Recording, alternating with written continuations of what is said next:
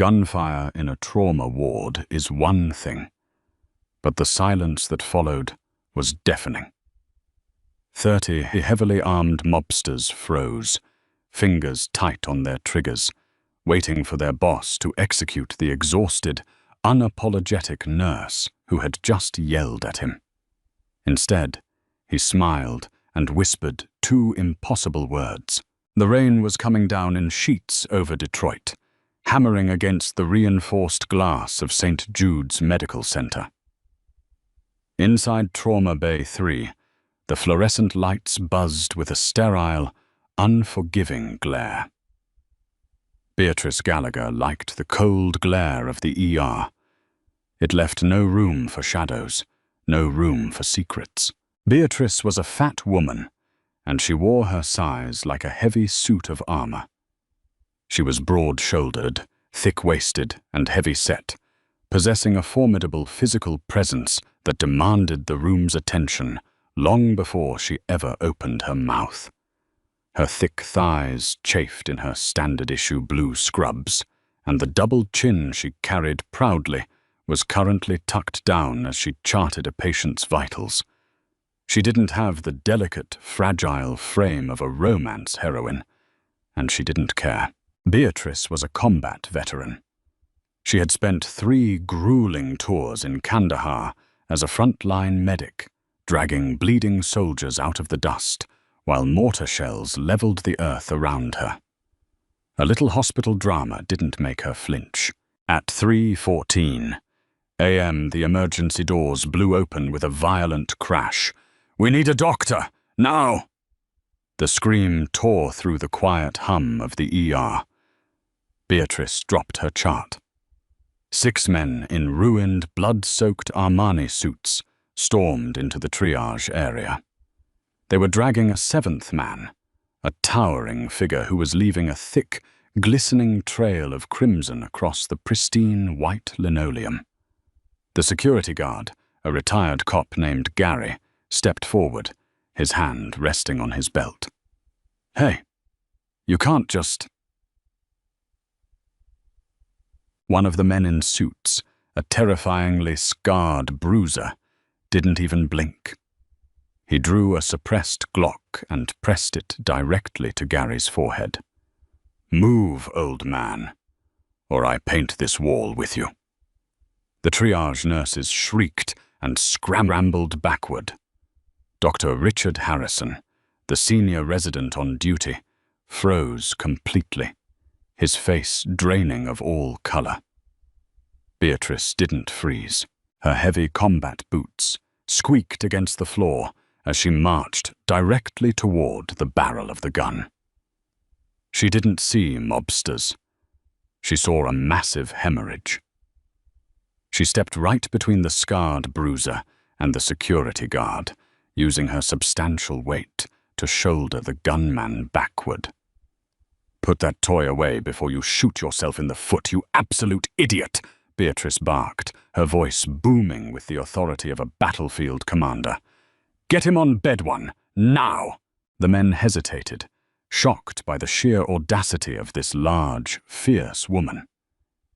But the man bleeding out between them let out a low, agonizing groan. "Do it," the bleeding man rasped, his voice raw and gravelly. They heaved him onto the trauma bed. Beatrice immediately went to work. She grabbed a pair of trauma shears and effortlessly sliced open the man's $2,000 silk shirt. Beneath the ruined fabric was a canvas of heavily tattooed muscle and a gaping, bubbling gunshot wound just below his right collarbone. "Sucking chest wound. He's got a tension pneumothorax," Beatrice diagnosed instantly, her large, steady hands flying over his skin. "Dr. Harrison, I need a chest tube setup and O-negative blood. Massive transfusion protocol. Move your feet, Richard." Dr. Harrison was paralyzed, staring at the mobsters who had surrounded the bed like a pack of wolves. "If he dies, you all die," the scarred bruiser threatened, his eyes wild. Beatrice turned, her fiery green eyes locking onto the mobster. "He's dying right now because you are taking up my oxygen. Get out of my trauma bay or take him to a morgue. Your choice. 5 seconds. 5. 4. To everyone's absolute disbelief, the scarred man gritted his teeth and nodded. "Outside, boys. Secure the perimeter." As the men backed away, Beatrice grabbed a scalpel and a large bore needle. The patient's blood pressure was crashing. The monitors shrieked in a high-pitched, frantic rhythm. She looked down at the man's face for the first time. I was breathtakingly lethal, even while dying. Sharp jawline, dark hair plastered to his forehead with sweat, and a straight, aristocratic nose. But it was his eyes that caught her off guard. They were a piercing, icy blue, and despite the catastrophic blood loss, they were entirely focused on her. He wasn't looking at her size with the usual societal dismissal. He was watching her hands. He was assessing her competence. "You're bossy," he choked out, coughing up a spatter of blood onto her scrub top. "And you're bleeding out, so shut up," Beatrice said flatly. Without waiting for Dr. Harrison, who was fumbling with the chest tube tray, Beatrice drove the needle directly into the man's chest cavity to decompress the lung. A sharp hiss of trapped air escaped. The man violently arched his back, a guttural snarl ripping from his throat, but his oxygen levels immediately began to climb. "Hold him down," Beatrice ordered. She leaned her considerable weight over him, pinning his shoulders to the mattress to keep him from thrashing as she began packing the secondary exit wound in his shoulder with hemostatic gauze. It took immense physical strength to hold down a man of his size while packing a wound, but Beatrice's thick arms and sturdy frame were built for exactly this kind of grueling labor. For the next 45 minutes, Trauma Bay 3 was a war zone. Beatrice operated on pure muscle memory, barking orders, administering epinephrine, and physically bullying the trauma team into saving the man's life. By the time the surgical team arrived to wheel him up to the OR, the floor was slick with blood, and Beatrice was covered in it. As they unhooked the bed to roll him away, the man's bloody hand suddenly shot out. His grip was remarkably strong, his fingers wrapping like iron around Beatrice's thick wrist. "Name," he whispered, his ice-blue eyes burning into hers. "Nurse Gallagher," she said, trying to pry his fingers off. "No," he rasped, his eyes fluttering as the anesthesia from the arriving anesthesiologist finally hit his system. "First name." "Beatrice." His lips curled into a faint, terrifying smile. "Beatrice." His hand fell away and lost consciousness. It wasn't until an hour later, when Beatrice was scrubbing the dried blood off her forearms in the break room, that Nurse Cynthia Myers rushed in, pale and shaking. "B, do you know who you just yelled at? Who you just laid hands on?" Cynthia whispered frantically. "A guy with a perforated lung," Beatrice replied, aggressively scrubbing her skin. "That was Leonardo Castiglione," Cynthia said, terrified. "The head of the Castiglione crime family, the most ruthless mafia boss in the Midwest. They say he tortured a rival boss to death last month with his bare hands. Bea, you told his underboss, Vincenzo Romano, to get out of your trauma bay." Beatrice tossed the bloody scrub brush into the sink and dried her hands. "Well, Vincenzo Romano has terrible bedside manner. If they want to shoot me, they'll have to wait until my shift ends at 7. I have charts to do." 72 hours later, the 4th floor of St. Jude's Medical Center had been entirely annexed. The VIP wing, usually reserved for local politicians and wealthy donors, was now a fortress. Men in dark suits lurked near the elevators, stalked the stairwells, and stood guard outside room 412. The hospital administration was terrified. The police were suspiciously absent, and the regular nursing staff was practically in tears, having to deliver jello and pain meds to heavily armed cartel members. Beatrice was running on fumes. She was at the tail end of a grueling 18-hour double shift. Her feet throbbed inside her orthotic clogs, her back ached, and her hair was tied back in a messy, frizzy bun that had surrendered to gravity hours ago. She wanted a hot shower, a massive plate of loaded fries, and 12 hours of uninterrupted sleep. Instead, she was carrying a tray of sterilized surgical instruments, fresh bandages, and 2 cups of scalding hot black coffee down the 4th floor corridor. She wasn't even assigned to the VIP floor, but Cynthia had started hyperventilating at the thought of going near Leonardo Castiglione's room to change his dressings, so Beatrice had offered to do it. Cowards, the whole lot of them, Beatrice muttered to herself, balancing the tray on her wide hip as she marched down the corridor. She didn't care that the 4th floor was currently a mafia stronghold. A patient was a patient, and a wound infection didn't care about a man's criminal record. She turned the blind corner near the nurse's station, her heavy steps muffled by the squeak of her clogs. She was moving fast. Too fast. She didn't see the towering figure stepping out of the shadows until it was too late. Crash. Beatrice slammed directly into a solid wall of pure muscle and Italian wool. Because of her solid build, she didn't bounce off and fall to the floor like a smaller woman might have. She held her ground, but the collision was violent enough to send the surgical tray flying. The instruments scattered across the floor with a deafening clatter, and both cups of scalding black coffee splashed violently outward. A large portion of the hot liquid landed directly onto the man's crisp, unbuttoned black dress shirt, soaking into the pristine white bandages wrapped tightly around his chest. "What the hell?" Beatrice snapped, immediately irritated by the mess and her ruined coffee. She looked up. Leonardo Castiglione was staring down at her.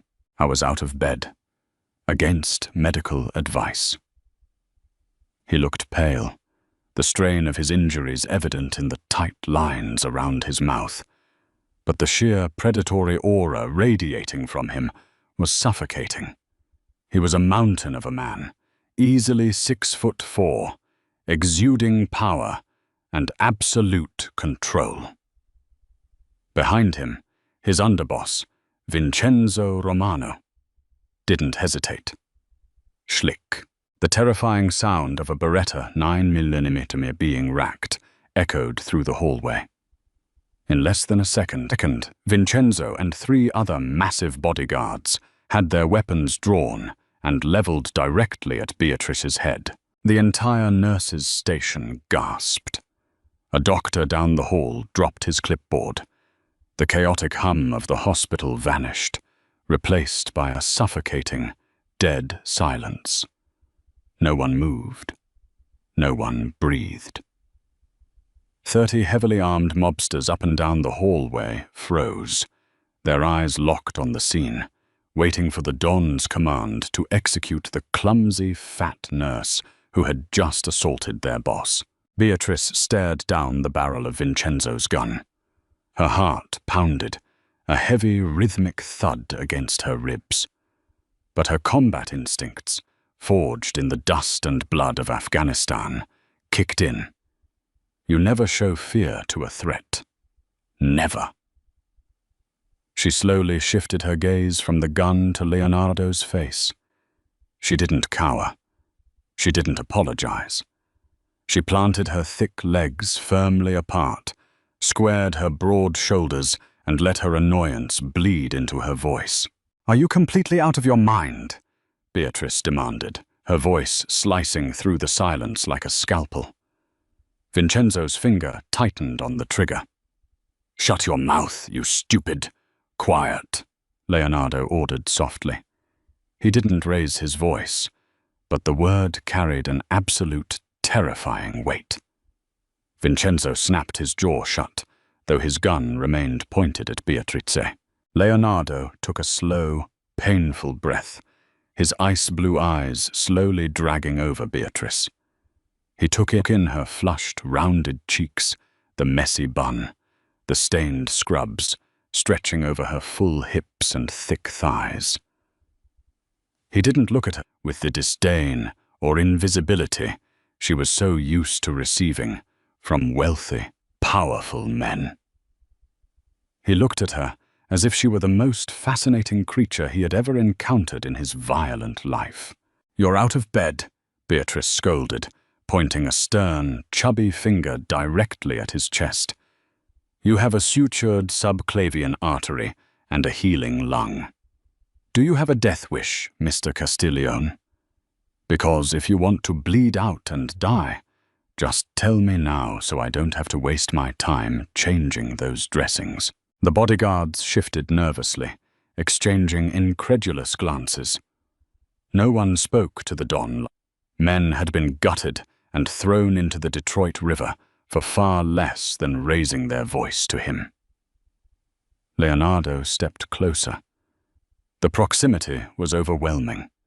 He smelled of rich cologne, sharp antiseptics, and dangerous masculinity. He was so close, Beatrice had to tilt her head all the way back to meet his eyes. "You ruined my shirt, Beatrice," he murmured, his voice a low, gravelly vibration that sent a strange shiver down her spine. "I saved your life," Beatrice shot back flawlessly. "You owe me a coffee." Vincenzo took an angry step forward. "Boss, give the word. I'll take her down to the incinerator right now." The tension in the hallway snapped tight. The air grew cold. Beatrice braced herself, her fists clenching at her sides, calculating the distance between herself and the nearest fire extinguisher. If she was going down, she was taking Vincenzo's teeth with her. Leonardo didn't blink. He slowly reached up, wrapping his large, heavily tattooed hand over the barrel of Vincenzo's gun. With terrifying ease, he pushed the weapon down toward the floor. He looked back at Beatrice, a slow, dark, and utterly possessive smile spreading across his face. The danger radiating from him morphed into something entirely different. Leonardo turned his head slightly toward Vincenzo, his eyes never leaving Beatrice's defiant face. The entire hallway held its breath. Then he spoke two impossible words. "She's mine." The silence that followed. Leonardo Castiglione's decree was thick enough to choke on. Vincenzo Romano's face flushed a violent, mottled red, his jaw clenching so hard his teeth audibly ground together. He slowly lowered his weapon, but the murderous glint in his dark eyes never wavered. Beatrice stood her ground, her heavy chest heaving with adrenaline, her green eyes locked in a fierce battle of wills with the notorious Mafia Boss. Leonardo did not retract his statement. He merely stared at her, his icy blue eyes tracing the defiant tilt of her double chin and the sturdy, unmovable column of her neck. He had spent his entire life surrounded by beautiful, fragile sycophants who starved themselves into submission and trembled at his shadow. This large, unapologetic woman, smelling of cheap hospital soap and scalding coffee, was a revelation. Within 24 hours, the reality of Leonardo's words became terrifyingly clear. Beatrice was summoned to the lavish, wood-paneled office of Chief of Surgery, Dr. Samuel Rosenberg.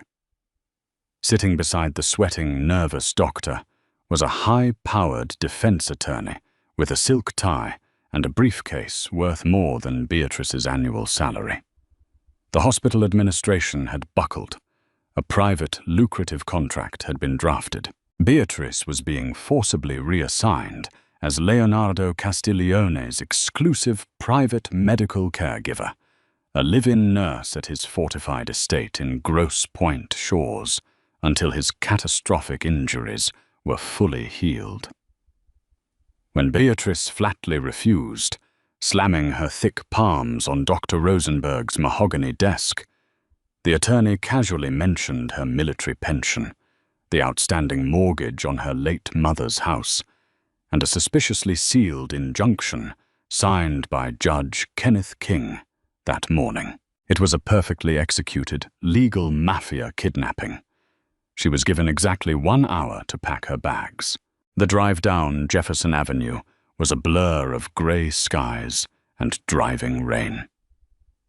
Beatrice sat in the back of an armored Cadillac Escalade, her broad shoulders taking up a substantial amount of space on the leather seats. She watched the towering skyline of Detroit fade into the manicured, exclusive wealth of Grosse Pointe Shores. The Castiglione estate was a sprawling, Gothic stone fortress hidden behind wrought iron gates and 12-foot hedges. Heavily armed guards patrolled the perimeter with trained attack dogs. Beatrice dragged her own heavy duffel bag out of the trunk, refusing the help of the towering enforcers. She marched up the marble steps, her combat boots echoing ominously against the grand foyer's imported Italian tile. She wasn't a hostage. She was a medical professional on a hostile deployment. The dynamic inside the mansion was an immediate, volatile clash of titans. Leonardo was confined to a massive, custom-built king bed in the master suite, hooked up to an array of stolen hospital monitors. Beatrice took command of the room with the ruthless efficiency of a battlefield sergeant. She stripped the silken sheets, replacing them with sterile medical pads. When Leonardo refused to take his heavy antibiotics, citing weakness, Beatrice did not argue. She simply crossed her thick arms over her chest, stared him down with terrifying maternal authority, and informed him that she would happily crush the pills and administer them as a suppository if he preferred. The menacing bodyguards stationed by the door visibly blanched. Leonardo, however, threw his head back and laughed, a rich, deep, gravelly sound that tore at his healing lung but echoed with genuine delight. He took the pills. The days bled into a tense, suffocating rhythm. Beatrice was isolated in the fortress, entirely surrounded by lethal men. Yet she remained untouchable. Leonardo's command had cast a protective, terrifying shield over her. He watched her constantly. He watched the way her thick thighs pressed against her scrubs as she leaned over his bed to change his dressings. He watched the competent, powerful movements of her large hands. He insisted she eat her meals in his room. While the rest of the cartel dined on quick rations, Leonardo ordered his private chef to prepare lavish, decadent Italian feasts, specifically for Beatrice. He watched with dark, burning satisfaction as she unapologetically devoured plates of rich wild boar ragout, thick handmade pappardelle, and heavy tiramisu. He never made her feel gluttonous. He looked at her appetite as a testament to her vitality, her strength, her sheer, undeniable presence. He was worshipping her mass. "You do not hide yourself, Beatrice," Leonardo murmured one evening, his ice-blue eyes hooded as he watched her wipe a drop of rich red wine from her plush bottom lip. His healing shoulder was propped against a mound of pillows. "Every woman I have ever known has tried to shrink, to disappear, to be small enough to control. You demand the space you stand in. I earned this space Beatrice replied flatly, setting her glass down on the mahogany nightstand. I pulled men twice your size out of burning Humvees in Kandahar. I don't need to shrink for anybody, especially not a gangster who can't even button his own shirt right now. Leonardo's lips curved into a dangerous, predatory smile. He reached out with his good arm, his heavily tattooed fingers gently wrapping around her thick, sturdy wrist. His thumb brushed over her racing pulse. The physical contact sent a jolt of raw, terrifying electricity straight up Beatrice's arm. It was a potent reminder that beneath his injuries, he was a lethal, hyper-masculine apex predator, and she was entirely at his mercy. Yet looking into his eyes, Beatrice realized the most terrifying truth of all. She wasn't afraid of him.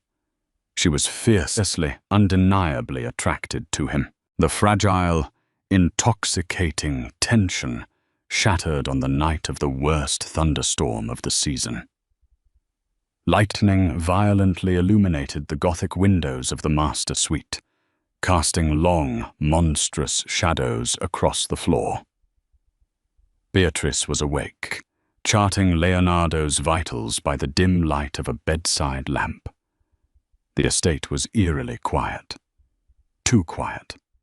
A veteran's instinct is a difficult thing to bury. The hairs on the back of Beatrice's neck suddenly stood on end. She paused, her pen hovering over the paper.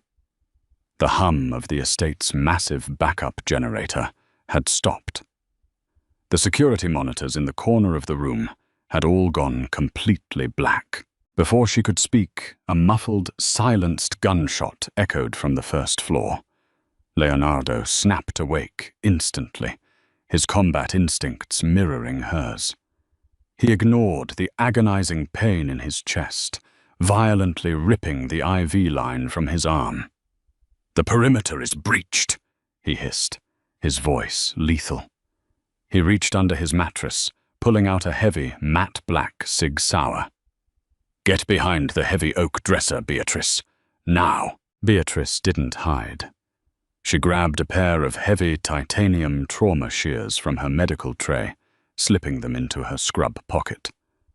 She moved to the heavy mahogany door, locking the deadbolt, her breathing controlled and steady. The sound of heavy boots thundered up the grand staircase. More silenced shots.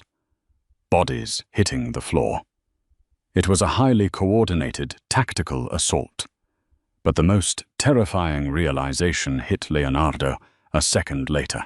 The reinforced steel doors downstairs could only be opened from the inside. "It's an inside job," Leonardo growled, pushing himself up, his face pale with exertion and raw fury. "Someone let them in." The heavy oak door to the master suite didn't rattle.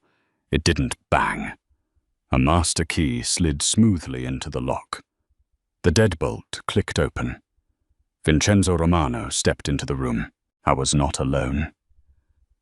Two massive unknown cartel enforcers flanked him, their assault rifles raised and sweeping the room.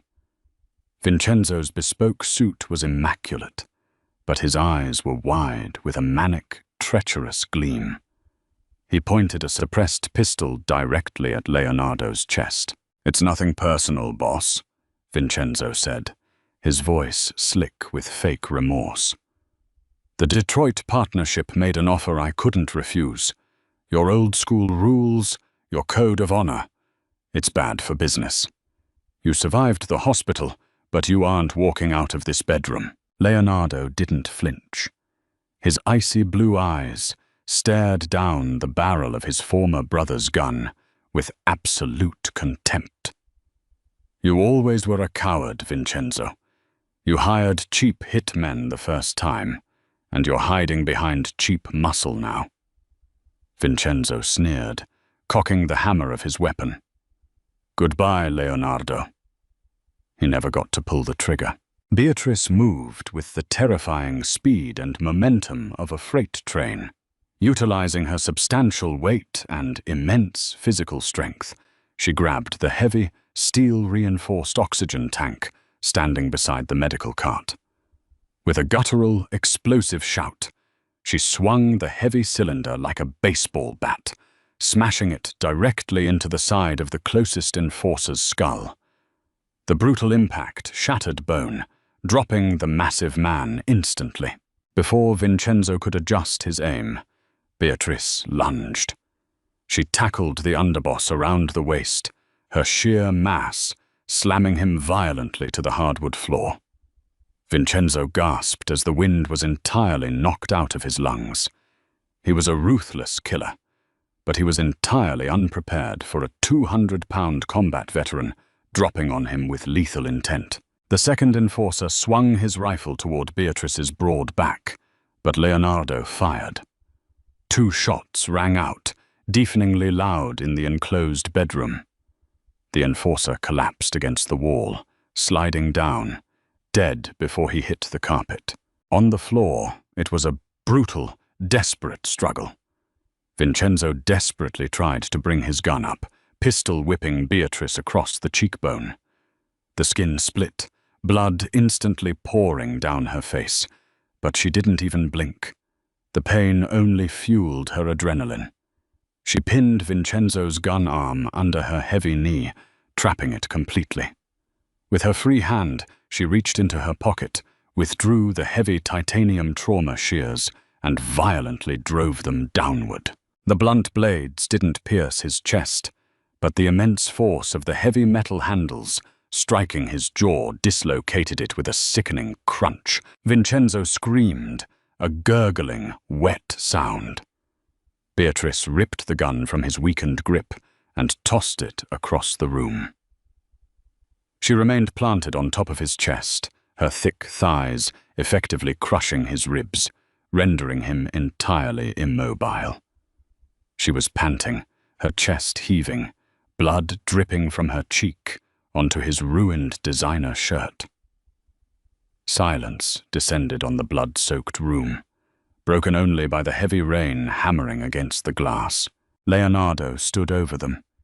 He was leaning heavily against the bedpost, panting through the agony of his torn sutures, the Sig Sauer held loosely but lethally in his hand.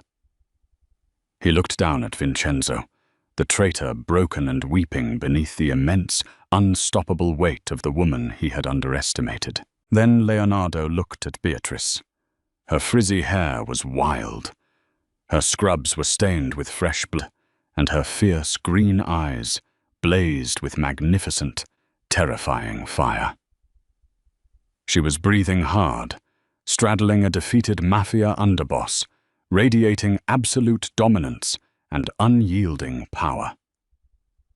Leonardo had never seen anything so breathtakingly beautiful in his entire violent existence.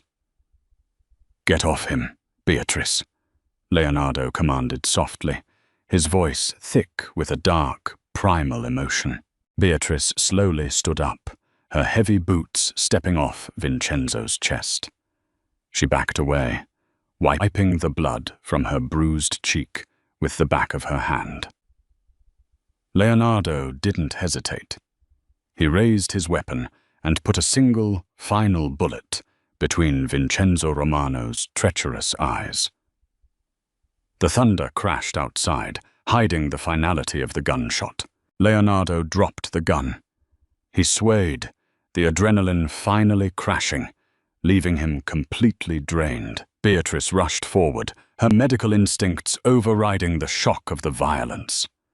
She caught his massive frame before he collapsed, her strong, broad shoulders supporting his weight with practiced ease.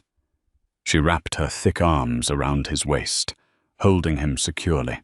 Leonardo buried his face into the crook of her neck, breathing in the scent of gunpowder, blood, and her warm vanilla soap. His heavily tattooed hand came up, gently cupping the back of her head, his fingers tangling in her messy hair. He held on to her as if she were the only solid thing left in his crumbling empire. You saved my life. Again. Leonardo rasped against her skin, his chest heaving against her soft, heavy breasts. I'm a nurse, Beatrice whispered, her heart hammering frantically against his. It's my job.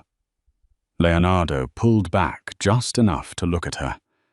His icy blue eyes were entirely molten now, burning with a fierce, possessive obsession that terrified and thrilled her in equal measure.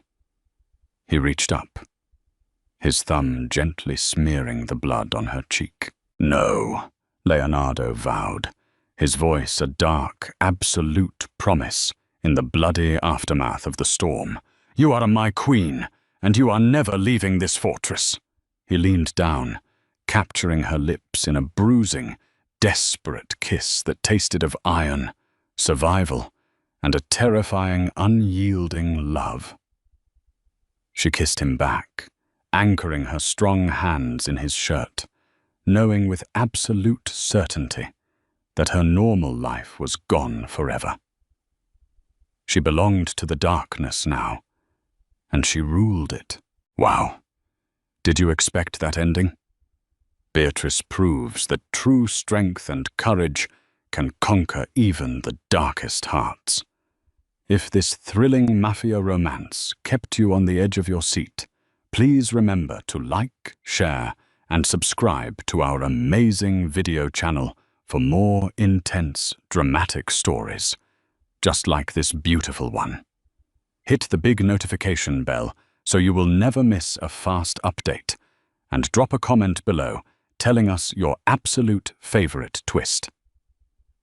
Thank you.